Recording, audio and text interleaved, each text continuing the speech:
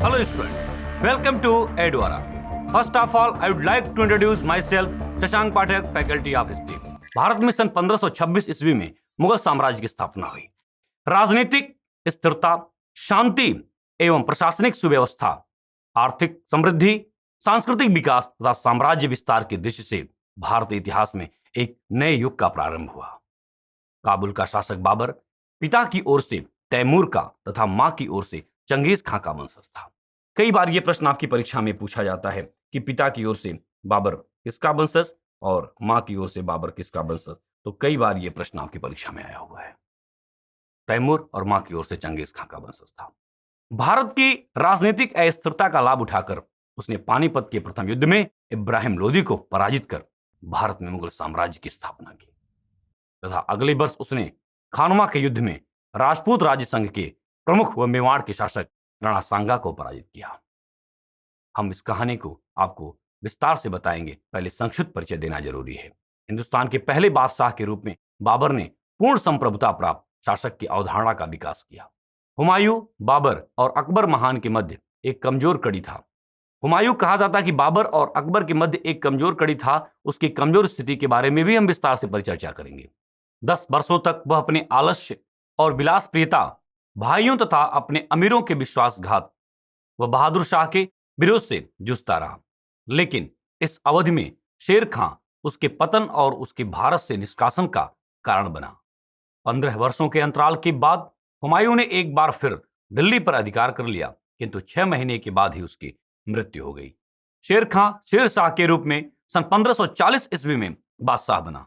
अपने 5 वर्षों के सुशासन से उसने इतिहास में एक अमिट छाप छोड़ी। प्रशासनिक सुव्यवस्था और कल्याणकारी राज्य की कल्पना को साकार करने का प्रयास, और उसकी दृष्टि से हम शेर शाह को अकबर का मार्गदर्शक कह सकते हैं।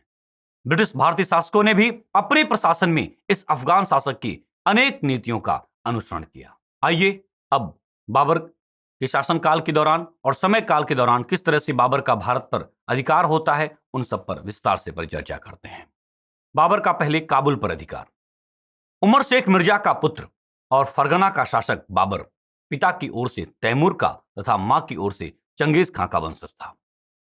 उज्बेक सैवानी खां से पराजित होने और अपने फरगना हाथ से चले जाने के बाद वह पूर्व की ओर अग्रसर हुआ।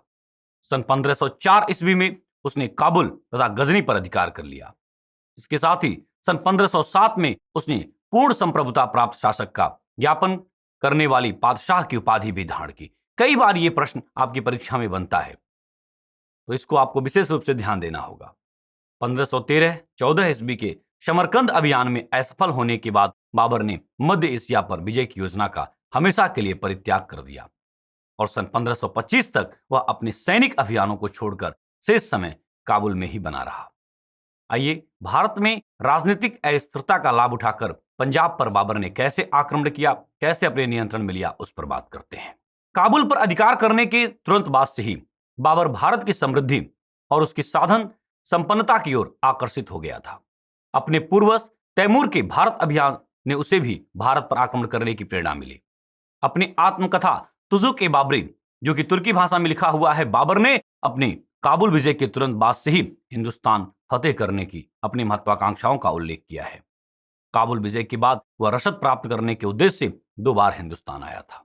सन 1519 ईस्वी में उसने यूसुफ जाई जाति को राजस्व देने के लिए विवश किया और बाजौर व भेरा पर आक्रमण कर उन्हें लूटा, उन पर अधिकार कर लिया। उसने अपने राजदूत मुल्ला मुर्शिद को इब्राहिम लोदी के पास तैमूर के वंशज के रूप में पंजाब के पश्चिमी क्षेत्र पर अपने वैधानिक अधिकार का दावा पेश करने के लिए भेजा।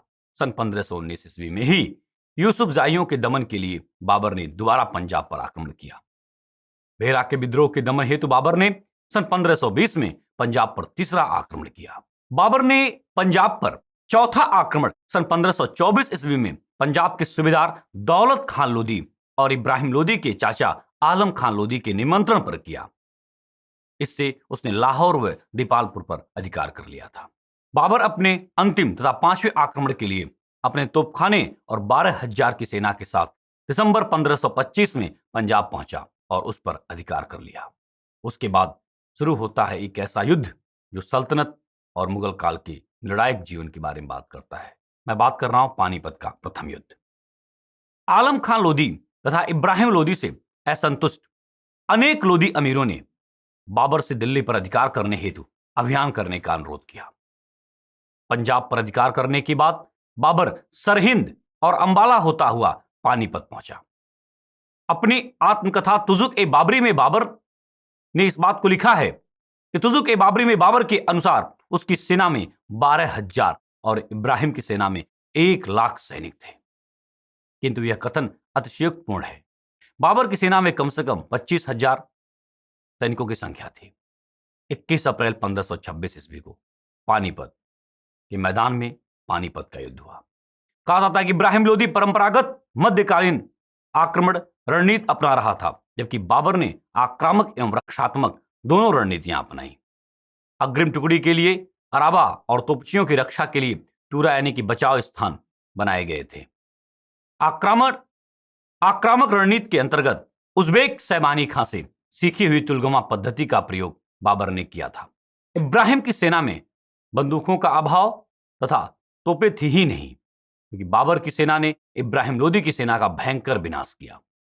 इस एक तरफा युद्ध में बाबर विजयी हुआ और इब्राहिम लोदी लड़ते हुए मारा गया। सल्तनत का पहला सुल्तान जो रणभूमि में लड़ते हुए मारा गया। आइए भारत में मुगल साम्राज्य की स्थापना किस तरह से बाबर करता है उसकी बात करते हैं। बादशाह बाबर। पानीपत का निर्णायक युद्ध इब्राहिम लोदी अफगान शक्ति तथा दिल्ली सल्तनत के लिए विनाशकारी सिद्ध हुआ। इस युद्ध के परिणाम स्वरूप भारत में मुगल साम्राज्य की स्थापना हुई। बाबर ने सुल्तान के स्थान पर बादशाह की उपाधि धारण की। बादशाह अथवा बादशाह पद सुल्तान पद की तुलना में अधिक मान, प्रतिष्ठा और शक्ति का पद था। इस नए राजत्व के सिद्धांत के अनुसार शासक पूर्ण संप्रभुता प्राप्त हुआ और सिद्धांततः उसको खलीफा से वैधानिक मान्यता प्राप्त करने की आवश्यकता नहीं रही। कहा जाता है कि बाबर जब पानीपत का युद्ध जीतता है, दिल्ली पर अधिकार करता है, उसके बाद कहानी एक अलग होती है। उसके बाद खानमा, चंदेरी तथा घाघरा का युद्ध होता है।